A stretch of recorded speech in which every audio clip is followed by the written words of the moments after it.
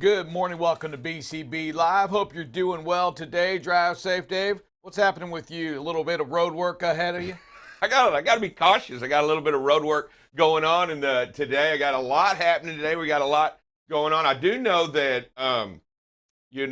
Thanksgiving's right around the corner. Are you ready for Thanksgiving? Have you got everything necessary for Thanksgiving? No, I'm not quite ready yet for Thanksgiving. All I need is a turkey and a pie, and I think I'm pretty good. I don't need the rest of that stuff. You got family plans, people coming in. You got stuff because they're said. I was watching the news yesterday. They said something about this is going to be one of the largest 51 million people traveling over the holiday season, and they're talking about some of the. And they're at 60% capacity with the NTSA, and they're talking about traffic jams, packing into the airports. Are we ready for this or whatever? I think the airline industry is probably ready for this. Are they going to have the pilots ready to go? That's going to be the real question. We've seen so many delays in transportation this year, especially in the airlines, right? It doesn't take much, whether it's weather delays, a pilot getting sick, for it really to jack up that airline. And it's an industry that we've seen many of those delays happen in trucking. And I think people are going to start to get it, right?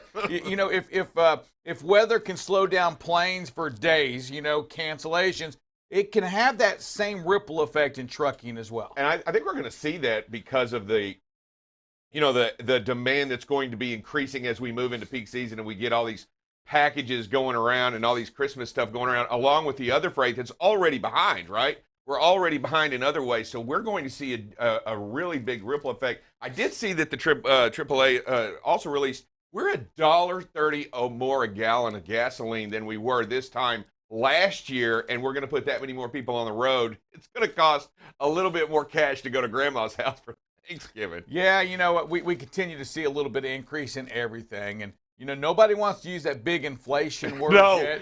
And it really is. I mean, I was at even at the Women in Trucking conference that I attended for a couple of classes out there, they were very hesitant and didn't want to, what we don't want is for this market to move into that, runaway inflation. Yes, inflation. Inflation in general. I really question is how is it not already here?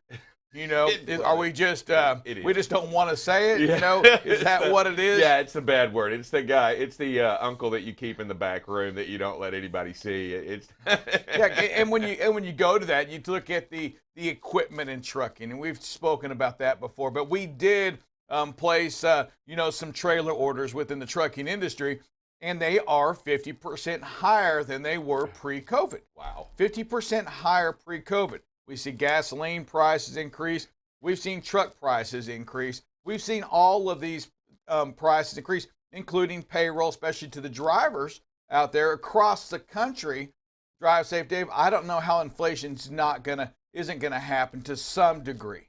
Yeah, and when you get to there, and then when they talk about not only inflation, look, I get inflation, especially in an economic stress time, but runaway inflation is where we don't want to get to, where you can't keep up with both wage and cost of goods. And that's really, I think, the nasty word that everybody's trying to back away from, because then you're wheelbarrowing money in that won't buy any bread. I mean, you're talking. Yeah. And and a lot of people put that blame on us, giving out a lot of money. And what do you do though, right? I mean, during COVID, you had people that had to make a living, everything shut down. A lot of money given out there, and then it continued to happen. And a lot of people say, well, you got to pay that back as well. How are we going to do that as a country? Pay back all that money we've given out. And now we still have more stuff coming up. We have the infrastructure bill that just got passed, right? What was it, $1.4 trillion, $1.2 trillion? Yeah. Of that, I will say this kind of neat is that, we saw the biggest or the largest increase ever on the highway funding aspect of that, in which $17 billion was allotted to the road safety programs in the infrastructure bill.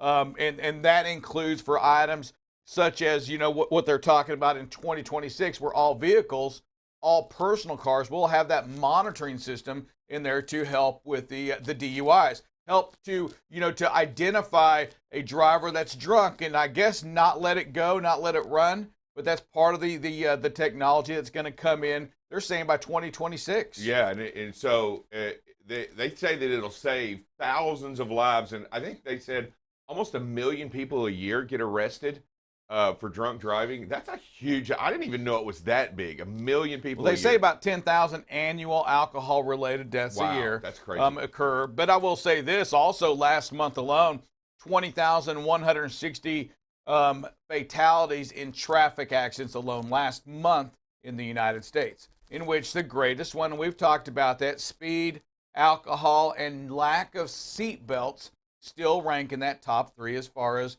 the reasoning for the fatality. Yeah, I can't even imagine why you don't click it when you get into the truck or get into the car or put everybody. You know, there are still many states that don't require the people in the back to have seatbelts. So, you know, Texas is one that does require that every ride.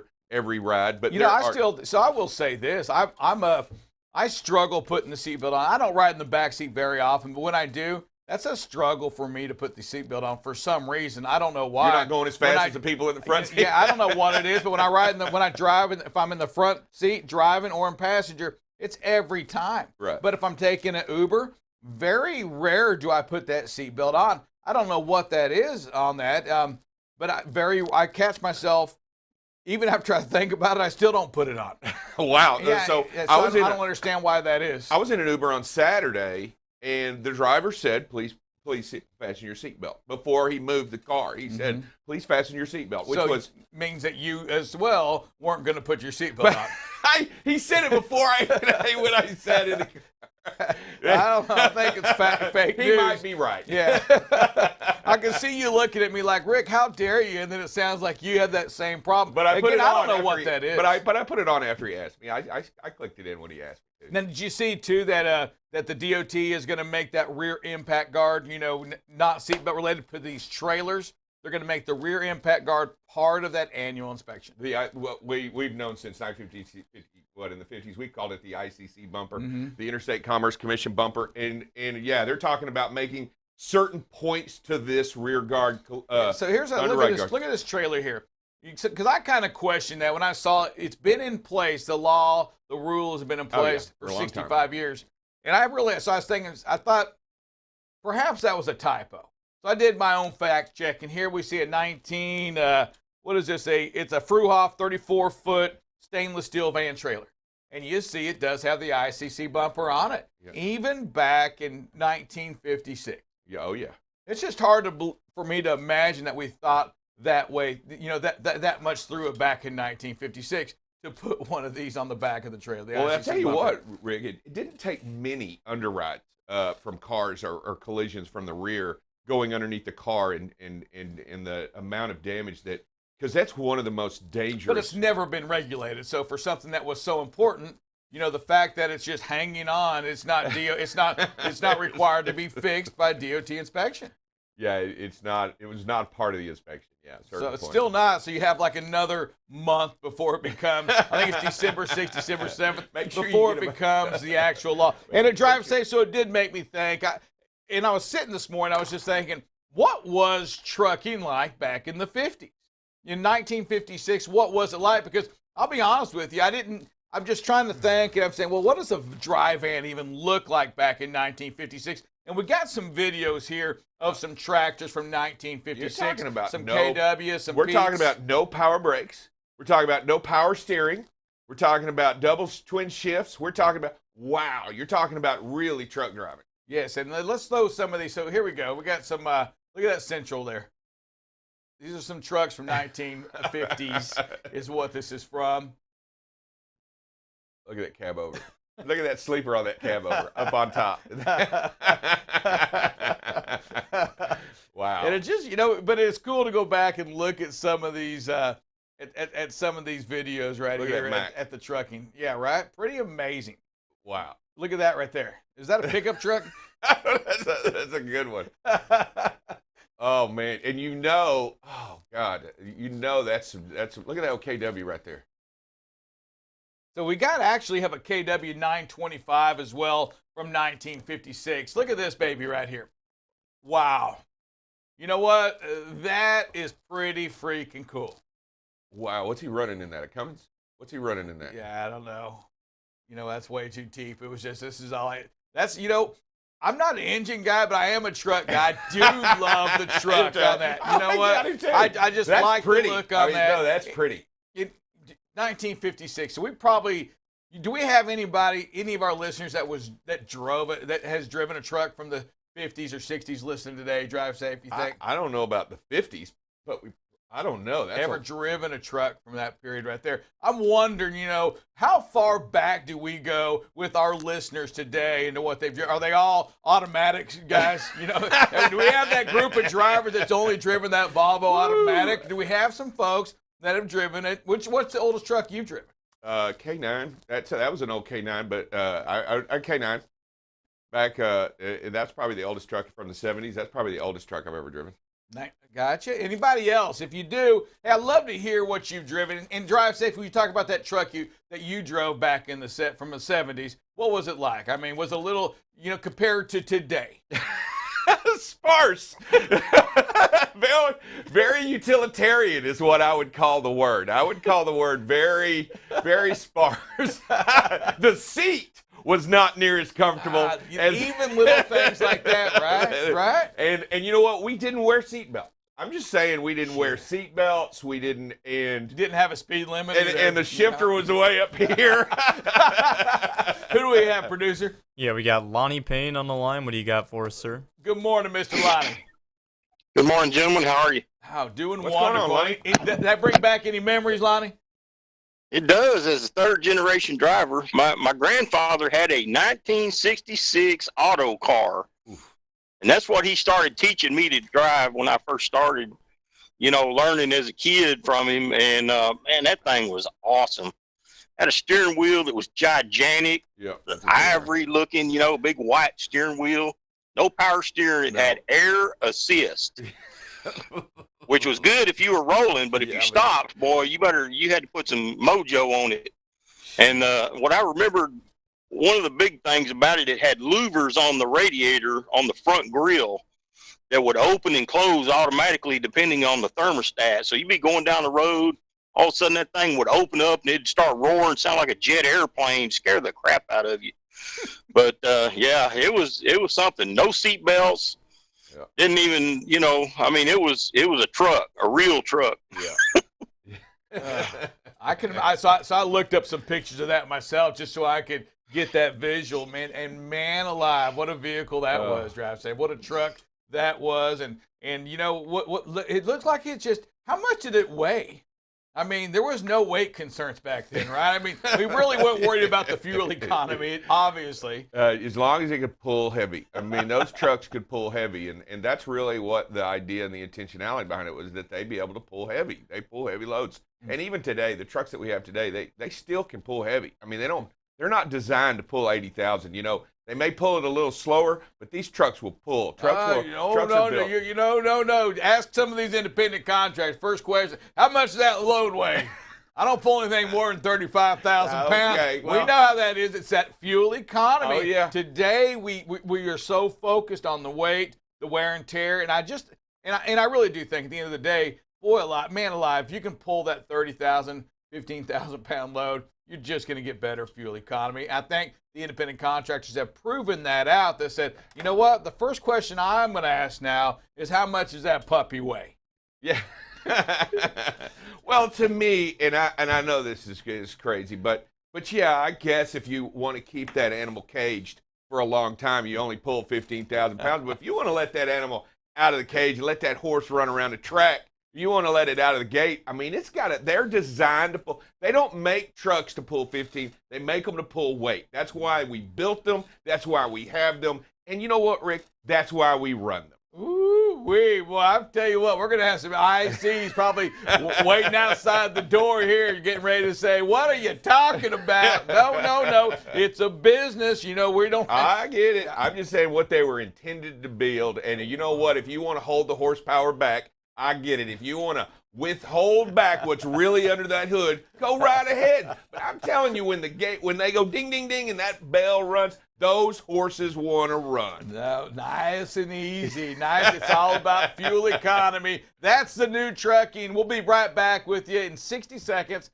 This is BCB Live, the safest station in the nation. Hi, this is David Dover, also known as Drive Safe Dave. You are watching BCB Live, the safest station in the nation. Safety is what you want to talk about, and safety is what you want to be every single day. That's what we're here for. We're here to make it better. The industry needs BCB Live so that it can find new and inventive ways to bring safety to the forefront for every single person out there on the road. While you're on duty driving, you have to stay focused in that moment, in that time. If you need a time, if you need a second, or if you need a break, pull over, jump out, get that Pepsi, that hot dog. Do what you got to do to relax for a second. You can watch BCB Live weekdays, 7 a.m. to 8 a.m. Central Standard Time. So what are you waiting for? Follow and subscribe to BCB Live today. Welcome back to BCB Live, talking to Drive Safe Dave on the break. And, you know, transportation is becoming such a major topic on everything, right? I mean, absolutely. we hear about it. We hear about it in everything. Companies going broke, companies raising rates, you know, to the consumer, you know, going back to the transportation, to the supply chain, whatever it is, we hear about that. Drive Safe Dave, even in today in the Wall Street Journal, we have the transportation issue right here. It's a, designated to transportation, and it's talking about the future of everything. The almost car-free city we'll be talking about here. The coming battle over electric trucks also being spoken about here. So we'll watch this. Hey, if you don't read the Wall Street, always good information in there on that business side. Drive Safe Dave, boy, Kept away from me. I'm very particular about my When I said, he said, well, I haven't finished reading it hadn't yet. read it yet. He said, I gotta read it almost first. put it between us. I gotta read it first. Hey, we did see that, you know, last month, I believe it was the online shoppers, they saw, you know, the greatest amount of out-of-stock items. Again, a transportation-related news ever reported, in which, Drive Safe Dave, 2 billion out-of-stock messages received last month alone. Wow. And you know what? I didn't even think about it. My wife, you know, she uses Amazon a lot, and she did mention it a couple of times, but hey, that's out of stock or what have you, and I didn't even. Did you hear me? 2 billion. I know. 2 billion. That's a lot. God, I hope it wasn't her hitting it that many times.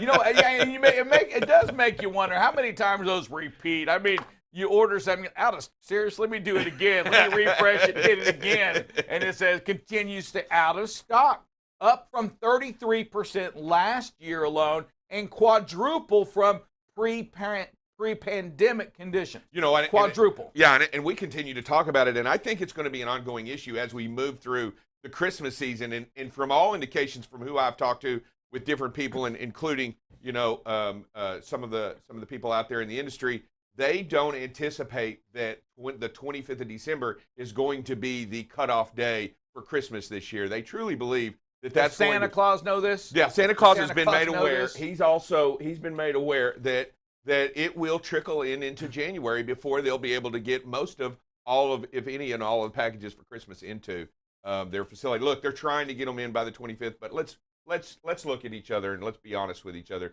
Do you truly believe it's going to be all done by the 25th of January? Yeah, I think if you haven't already ordered, listen, every day you're taking a bigger chance. And even if that item you want, we just said it right here, out of stock. I mean, it may prevent you from even ordering what you want. We see freight continue to stay very, very heavy, as high as it's been in the history of trucking.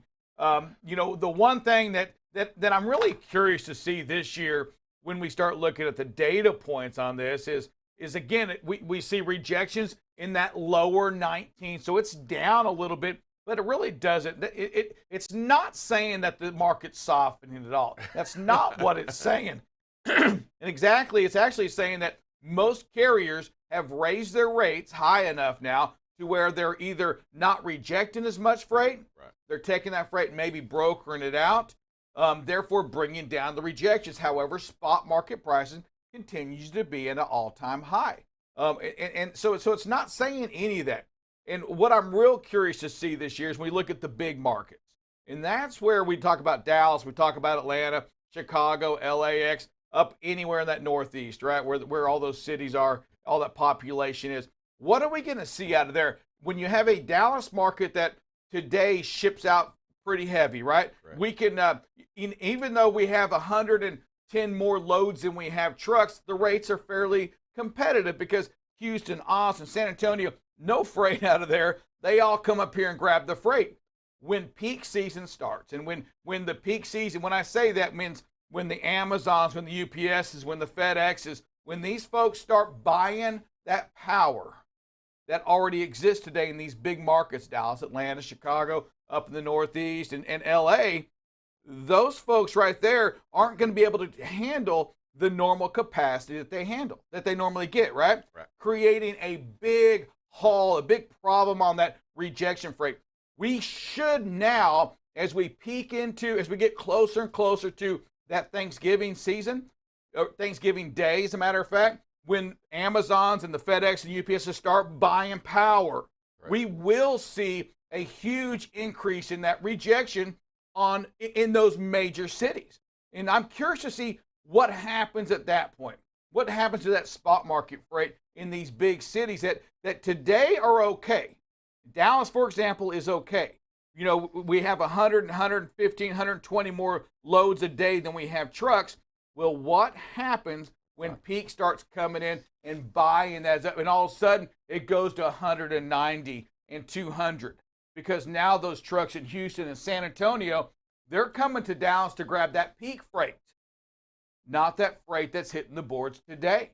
Shippers, I'm going to say be careful on that. Brokers as well.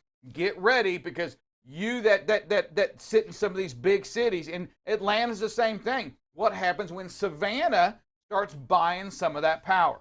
Oh yeah. You know, and you know, it's really going to do that trickle down effect's really going to. We're going to see some numbers this year that I think will blow us away. I don't think I don't think we know what's ahead of us this year, because you know, last year was such a crazy market. It was the first time ever we went into a market like that, and yet here we go this year, in which, you know, there's already not a lot of trucks out there. Capacity's tight. We still got boats out there that aren't empty yet. Yep. We you know, and when peak hits, we can know this is that Amazon, FedEx, UPS, hey, guess what? They're going to get their freight delivered.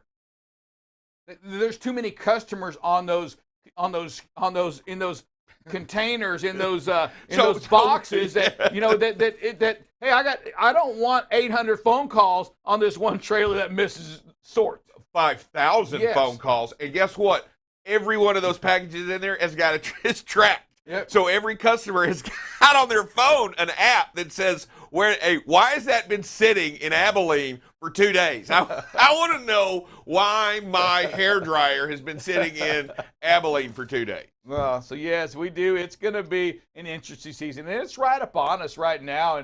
And drive safe. And again, we talked. You started the show up asking about Thanksgiving, and you know, ask somebody from one of those places. Ask somebody in a distribution center or at a hub for one of, like a FedEx, you know, UPS, any of them. Hey, what are you doing for Thanksgiving?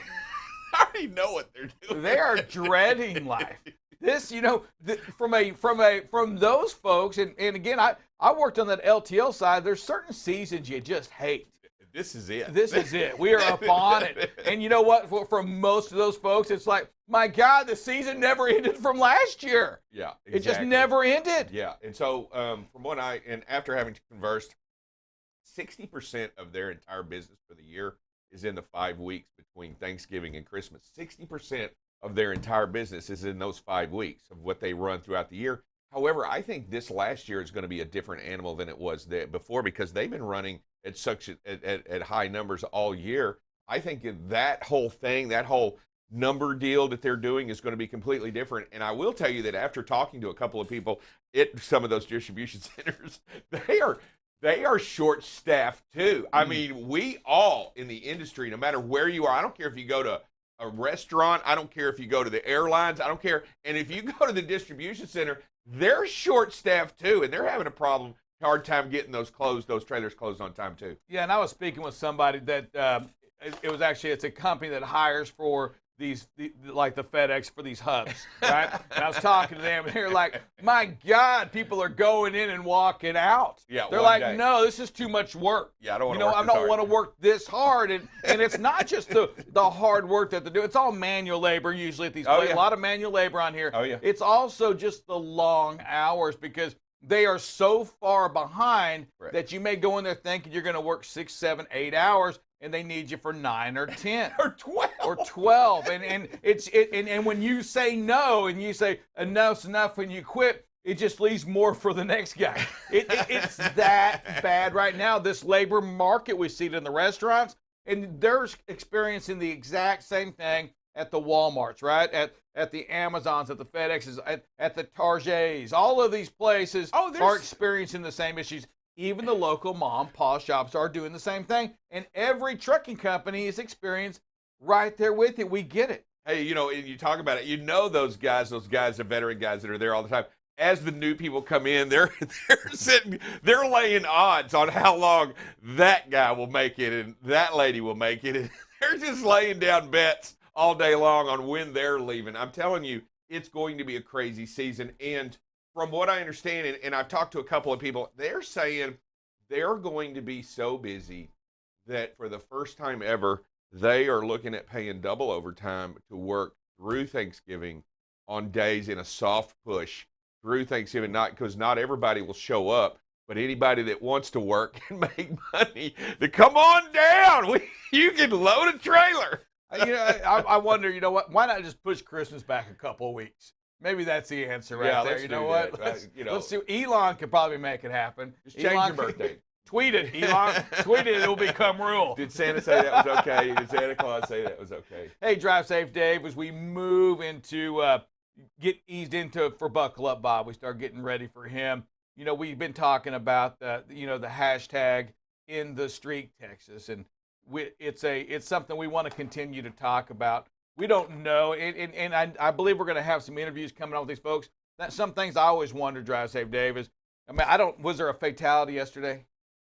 I looked on the website to try to see, you know, we know the streak's 21 years ago on the 7th of November. It was the last time there was not a fatality on a Texas highway, on a Texas road. You know, things that I want to make sure that we continue to talk about, and we'll educate and everybody is, we got to get the word out. We have to talk about it, right? We got to talk about it when to the kids of every high school. We've got to find ways to get it out to the parents, to make sure you're putting that phone down, and to make sure that you're not driving impaired. And again, you know, I'm going to say guilty to me is make sure even if you're in the back seat, you have that seatbelt on. Yeah, we have a chance and an opportunity and a format in which we can share the knowledge and give the information out, because I truly believe this is a battle of information. This is a battle of education, and this is a battle of change that we can do, and we can do it one person at a time. And you know, I would have said, you know, that we don't or would not have genuine success, but by some of the reaction and some of the wonderfulness that we've done in some of the streaks, like Get Out and Look, and some of the campaigns that we have created here and done here, I've seen definite change. Yep, and I've seen the effect that by just talking about it and bringing the conversation together towards you and us and everybody involved, and sharing that information, it truly can make a difference. And we want to make a difference. So hashtag in the streak is a great cause to get behind, and it's something that we have to believe in if we believe in safety. Yes, and it's hashtag in the street Texas, and it is very important. And it takes more than just hashtagging it, right? It takes action, and you're going to hear about it on this show quite a bit if you're new to BCB Live. Yes, we're the safest station in the nation, but we're only the safest station in the nation because there's effort involved in it. There's actual action that says, you know what, we've got to do it. When I come to you, Drive Safe Dave, and I say, oh, I struggle putting my seatbelt on when I get in the back seat, that means that I got to do it, right? I can't just say I'm going to. I actually have to make it tick. I have to make it click it even when I'm in the back seat. Those are action items, and that's the same thing for you when you're going through that school zone. You got to put your phone down. You know, as a matter of fact, try to not use your phone as much as possible. You know, turn those alerts off. Wait till you get to your destination. Pull over when you have to make that phone call. There's things that you can do in your car to increase the odds of you living. And we want you to live because you're somebody's son, mom, dad, brother, friend, and somebody on that road's the same thing to somebody else. Yeah, the value of each individual is important, and we've got to understand and appreciate the true value of humanity and human lives. And we do that here, and the only way to do that is to understand that protecting life is ultimately what we want to do. And we talk about some of the simple steps, some of the simple things when you mention the phone, and you mention the seatbelt, and you mention slowing down, and you mention space. Look, these are small steps that you take to get to the journey of in the street, Texas. These are small steps that you have to take each day, and if everyone takes each of those small steps and makes a difference and does something, we can get there. Yes, hashtag in the street TX Texas. Agree 100%. Drive safe, Dave. What's that phrase that pays? The phrase that pays is leave space, it's not a race. One more time. Leave space, it's not a race. This is BCB Live. We are the safest station in the nation. We'll have Buckle Up Bob coming to you next. You're watching BCB Live, the safest station in the nation.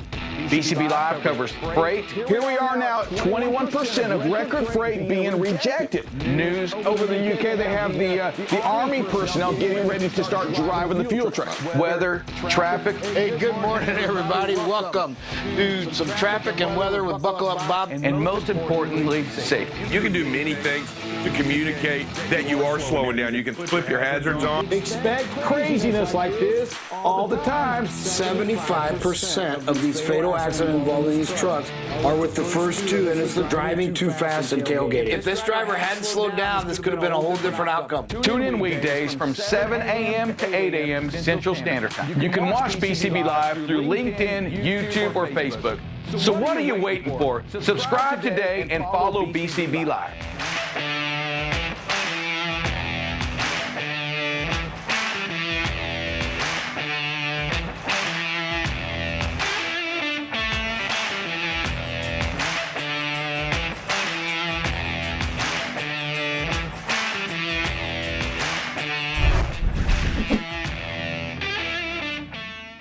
Hey, good morning, everybody. Welcome back to the safest station in the nation, BCB Live. Hey, I am Buckle Up Bob, and we will start your Wednesday morning off with a little bit of a traffic report.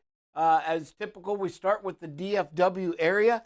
And again, it just looks like some of the normal run-of-the-mill rush hour traffic. You've just got spots all around the the metroplexes, the loops, they're the 15 to 20 minute variety it looks like the worst, and they're at all the typical locations, right? 35W coming up from the south, always an issue. Heading into the downtown area, 30 going eastbound is always an issue right by the Arlington area. And then we've got 287 coming up into the 20 westbound merge over in Dallas, out here by Mesquite. Right, you've got a little bit of a slowdown, and then up north near Richardson and over in Garland. So these are all typical normal slowdown areas. So just be careful, increase your space, and slow your speed. Kansas City, again, looks pretty good as it usually does. Just a little bit, must be an accident here on 70. It is on the westbound lanes coming into the Kansas City area. Just once you get past Blue Springs, you can start to see a slowdown right here where it merges into the 470 loop around Kansas City.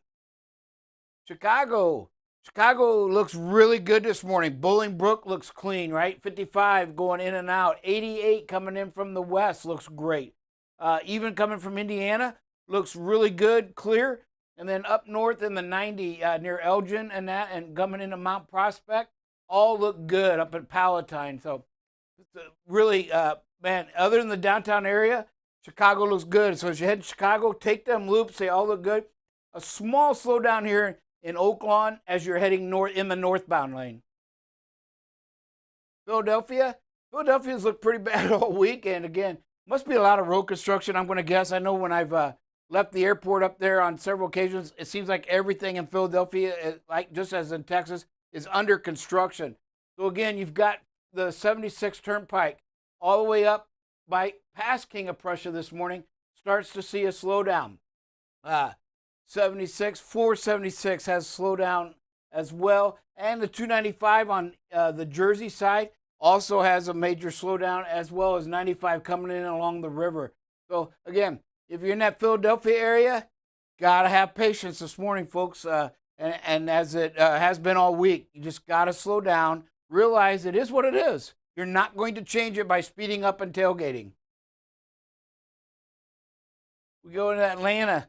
Atlanta looked really bad yesterday. Not a whole lot better this morning. It doesn't look. The southern loop, part of the loop, looks a little bit better than yesterday. But again, all the way from 20 to 20 around the northern, and then even a little bit lower on the 285 here, you've got some traffic in both directions. There's parts of the northbound lane going this way, right? And the northbound lane going this way, and the southbound lanes. Again, you've got the slowdown coming into the loop from the west. And same thing over here by Stonecrest. Not quite as troublesome as yesterday. There's not as much red. But again, you still are going to experience some slowdowns when you come into the Atlanta loop. Remember, drivers, you must take the loop unless you deliver inside the loop. It is a Georgia law.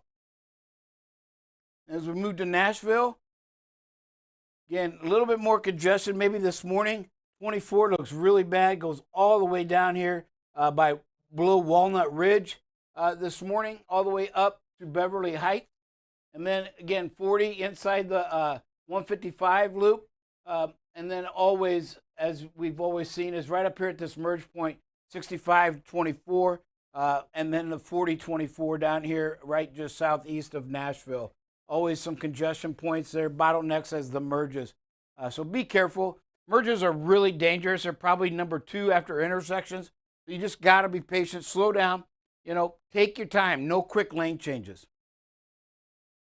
Baltimore looks a little bit better than yesterday, but again, the north and northwestern side of Baltimore looks more congested.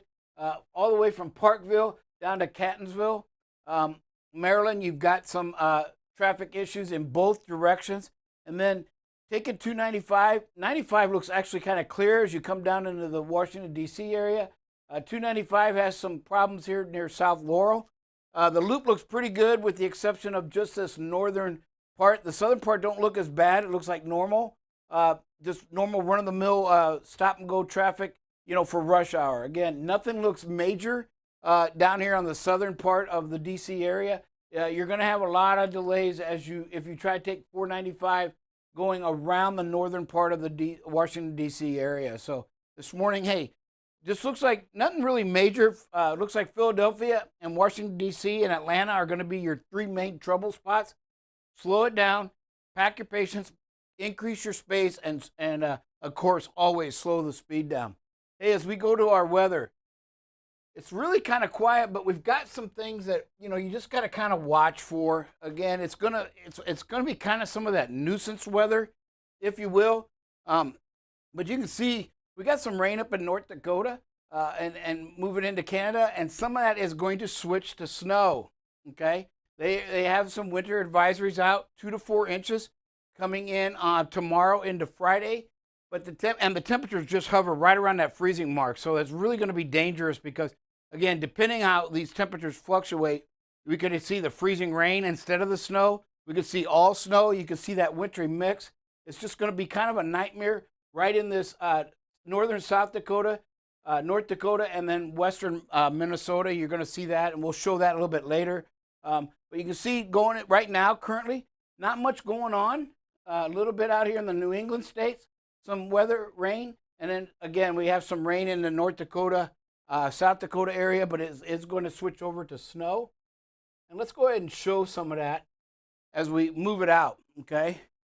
So I kind of want to show you one of the things today that you're going to see is right up here on the Idaho-Montana border.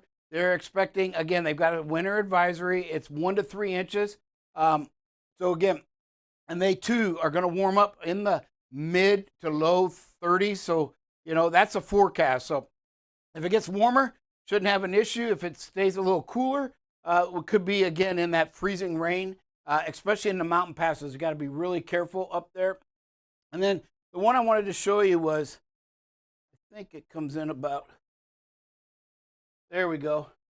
here's what I was talking about. North Dakota, northeastern South Dakota, and the western side of Minnesota, they are expecting 2 to 4 inches, 50-mile-an-hour potential wind gusts. So you're going to have some blowing snow, some near blizzard conditions with the blowing snow. So if you're in them areas, drivers, please be careful. And again, this is expected to start tomorrow evening and into Friday. So we want to really kind of watch that. The Wyoming, Denver, upper elevations, temperatures are supposed to be in the 40s. Should not be an issue unless you're driving overnight. It may be one of those planning things that you got to get with your planners out there, drivers, and your company and say, hey, look, you know, maybe I need to shut it down for the evening and drive during the day hours in these areas just so that you have the safer conditions to do so. And then we're also going to see, I think tomorrow we should see, I thought, or is it tonight? Oh, I'm sorry, it's tonight.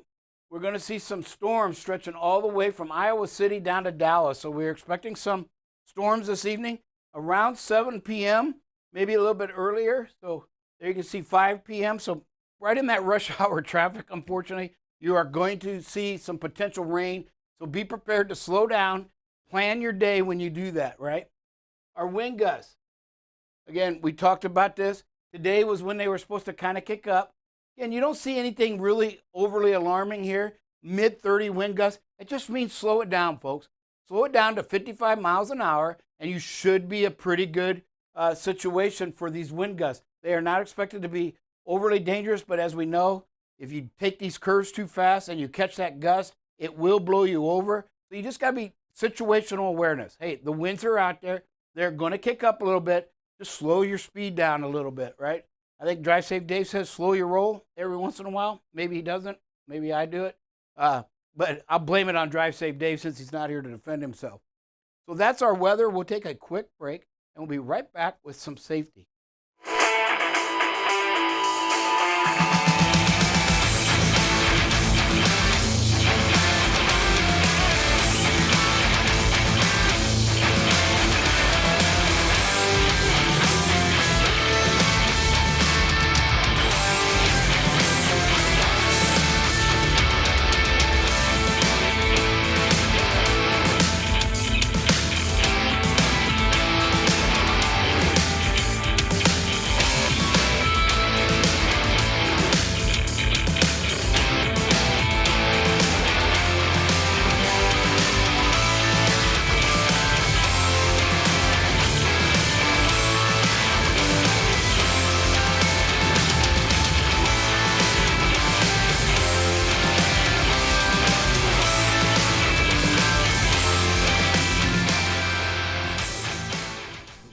Welcome back to BCB Live. You know, we saw this video yesterday, and it's that tailgating one when we see the big truck following that white van. Just a recipe for disaster, buckle up, Bob. Yeah, it sure is. And unfortunately, we're going to see another one with a truck that it's way off in the distance, but what you get to focus on is how scary this could have been. And I just, you know, it just boggles the mind. What are you thinking, right? And we've just got to keep at it and keep trying to educate drivers that what are you gaining versus what you're risking. And, you know, one of the things I've been looking at is some understand. We know what we do. We have to understand the why, and it usually affects the what. Everybody can answer the what, but they're very hard to answer the whys. And so this is one of those motivational things that I was reading, and it was really kind of interesting that when you understand how your brain works, and we talk all the time, it's about the decisions, right? We focus on the decisions. Once the action has happened, there's nothing you can't go back and change it. Mm-hmm. But we want to focus on the future. What went into that decision? Was it fatigue? Was it distraction? Was it feeling pressure? You know, all these things. Was it your home life, right? Every driver's story. So we want to focus on that. But on the good side of it, drivers out there, you are 7 days from breaking the get out and look record, or tying it, I'm sorry. So again, reached 61, so getting close. The record is 68. Great job out there. Continue to get out and look, right? And we've been talking this week about, you know, the split sleeper, the pause your 14-hour rule, and some of the things that go, some of the key factors where you've got to really be thinking about this. You know, obviously when you're driving down the highway, you may not be thinking about that. But where these really come into play and give you the options to use this these new rules in your favor is at the customer. We went over yesterday about the long break, right? It has to be 7 hours. Well, when you're at the customer, one of the things we see, and I think Drive Safe Dave alluded to it yesterday a little bit too, was get off duty as soon as you can. Check in. Once you're back to that dock, just go off duty right away, because not only does it help your 70, but the sooner you can get off duty, the sooner you start that short little break. And again, realizing that, understanding that the first minimum is 2 hours. So if you get close, sit there a little bit longer. But this is all going to happen at the customer, right? And again, it does help your 70. I've seen many drivers that, believe it or not, come up short at the end of the week getting home because of their 70. And then when they call, well, there's nothing we can do, but we go back and we can educate. And we look at their clock, and I'll say, you know what? You left 5 hours this week on the table. And they go, what? And we'll go over each day and say, hey, here's was an hour and a half at the customer. Were you required to be on the dock? No. Then why are you on duty? Because that would have allowed you to get home. So you've got to manage your clock, right? It's about planning. Just like you plan a trip, manage that clock. Get off duty as soon as you legally can. If you're not required to count parts on the dock and you're sitting in the truck waiting to be loaded or unloaded, get off duty right away. And then you just got to understand that. But it seems so many drivers are leaving too much on duty during the week. Drive safe. Yeah, and we talk about it, and I always talk about it.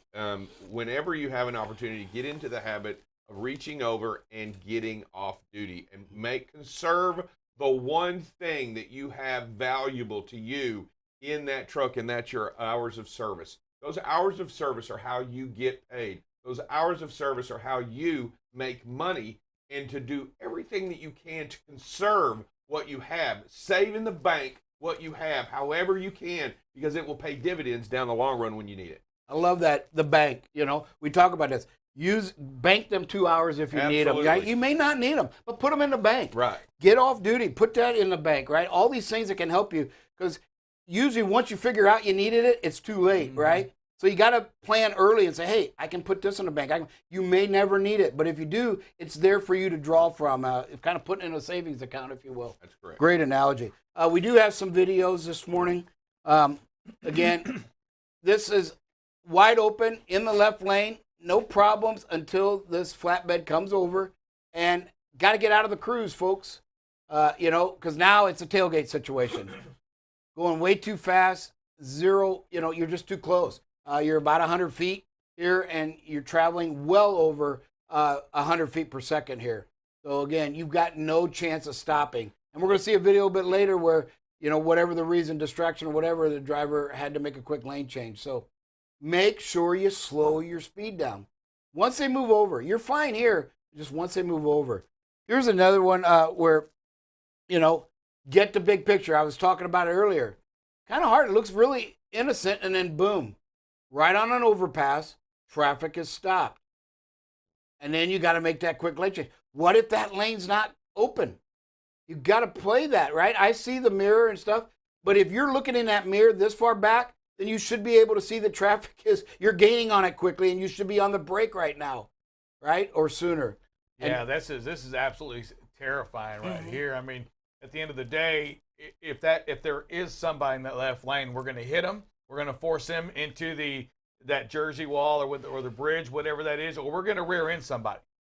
Yes. I mean, that's what we see right now. Our only escape was to get into that left lane. That was it, where your escape has to be slowing down way earlier. Mm-hmm. Yeah, so ultimately the idea and the principle here and the lesson that we learn here is that you have to be able to come to a stop in your lane. You have to control that area in front of your truck at all times. If you control that area in front of your truck, look, I don't mind you moving over, but why aren't you slowing down to a point where it's safe to do so? And also showing everybody behind you. Can you imagine if a truck's right behind you and you dart over right here? What's going to happen to that guy because you didn't slow down? Now he's up in the back of because he doesn't have the fair warning that you have.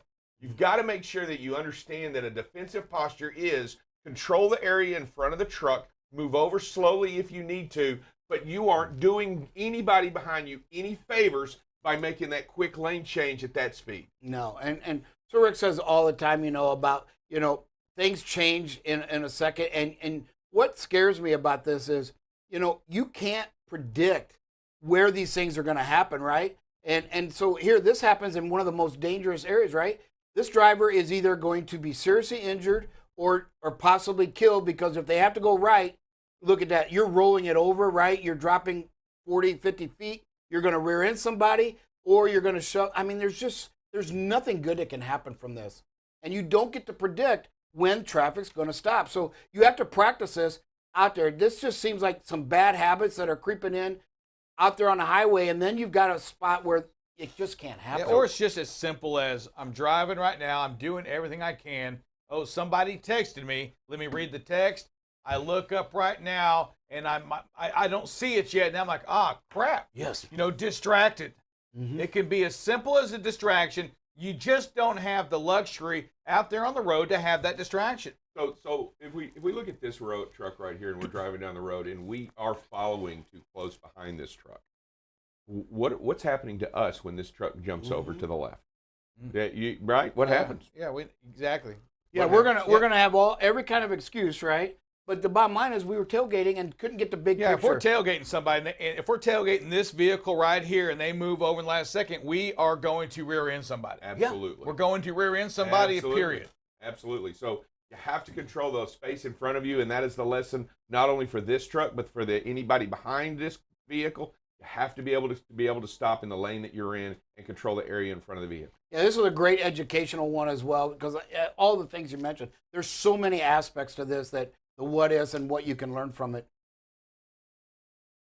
This next one, again, good job staying in your lane and just letting the traffic go, right? Not in a hurry, got all kinds of patience, and there's just not really a big chance or risk here for this driver to end anybody's life or their own. They're just letting traffic go away from them. Very hard to rear end somebody if it's moving away from you.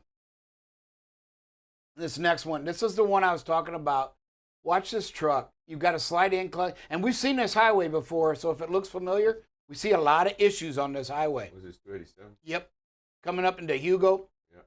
Look at this truck out there in that lane for a long time, and you're cresting a hill. There is zero chance, and right at the top, he gets over. What if somebody comes across the top of that hill? Drive safe, or Sir Rick? I mean, this is just so scary, and we can't get close enough to see what this truck was doing, but it looks like it's passing two vehicles out there in a no passing zone, and then right at the top of a hill. So herein lies some of the issues that we see here, and we know about it. Of course, he's not doing it correctly, but just imagine if somebody's not doing it correctly coming the other way, and they're passing. Now you got we got four vehicles approaching at high rate of speed.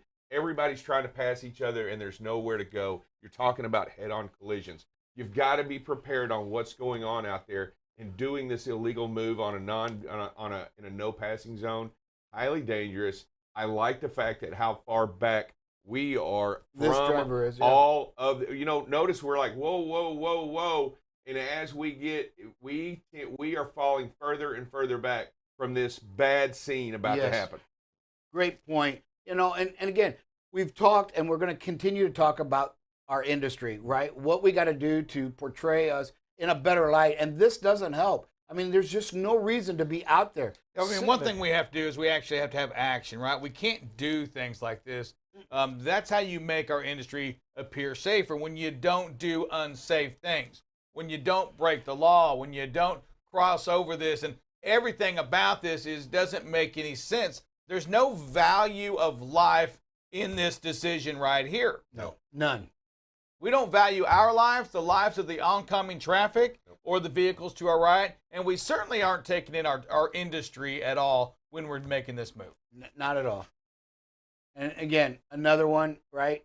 Tailgating, a little slower speed, but again, going to make a bad decision. As you can see, well, it's kind of hard, but there's traffic in the mirror, and then we jump right here. Where are we going to go? We're on an overpass.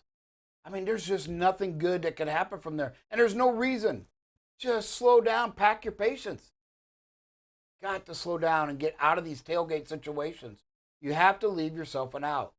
We face that scenario every single day. Yep. That situation is an occurrence that every driver faces every day of slow traffic in your lane.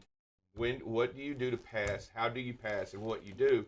And you have to be able to make that decision early, and you have to know now that what I'm going to do is slow down and not get too That's close it. to the vehicle. You have to make that decision today before it's going to happen to you today. Yeah, you're just banking on luck there. And here we talk about changing the image of the industry. What I love about this is the end, a little bit if you watch it. But here a driver watching out for pedestrians in one of these rural areas, right? There's a lot of hidden roadways and stuff. They stop, but so does the driver. Courtesy. Great job. And watch.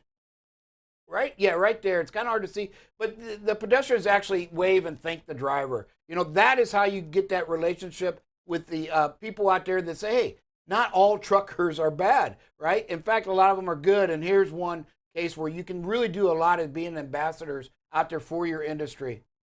Great job by this driver. Again, you know, intersections are dangerous. Be prepared to stop. I think the light is yellow by now. Driver slows, stops, and then another one runs the red light. Man, we're just seeing this too often. Again, help your industry. And the only way, Drive Safe Dave says that if you don't slow down, when you slow down, you also shorten that point of, as they say, commitment or no return.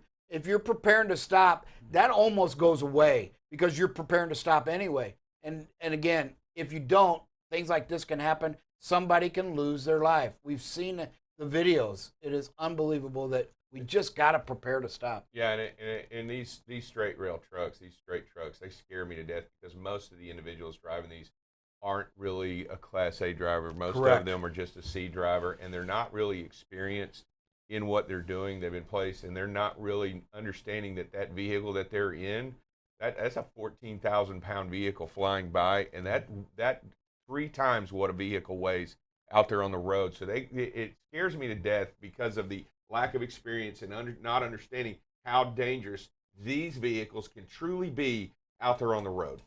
Yeah, and you bring up a great point, and that we talk all the time about how you can affect traffic around you, and this driver did. Everybody in his lane was going to have to stop, right, because he was slowing down and stop.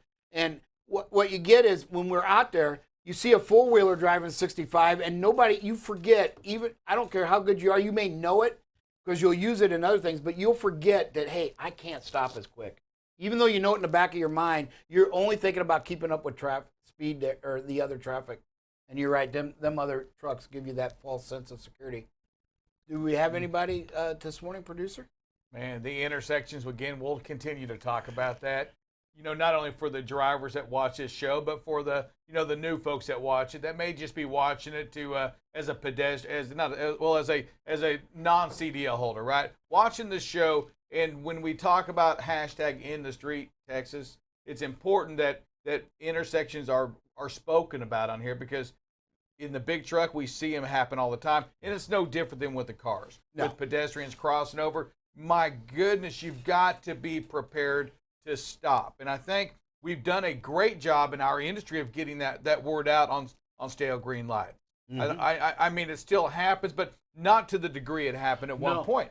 And I think that same message has got to get out to these kids, to the four-wheelers that are driving out there as well, is that, man, you see the cars all the time.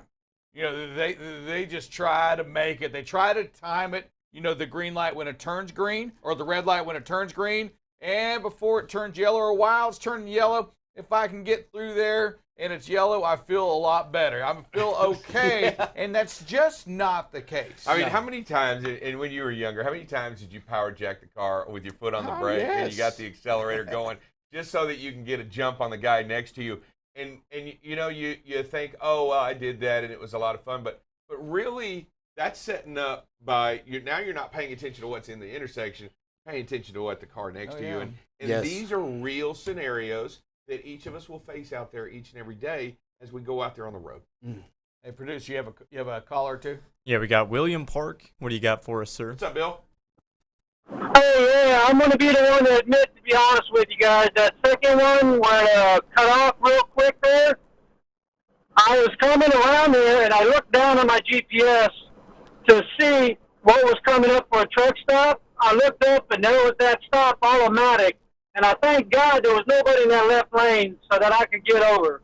But, yep, that was just a drop of a second on my part. Hey, thank you for that, for Bill. That's what we had talked about, right? Probably some kind of distraction because that's what it kind of smelled like to me. Yeah. It just looked like there's a distraction, either phone, and for you it was looking at your GPS to go out there to see where the truck stop was. And my God, drive safe, Dave. Have we ever been in an industry where 1 or 2 seconds means what it does in the trucking? When they're driving that vehicle, a second or two.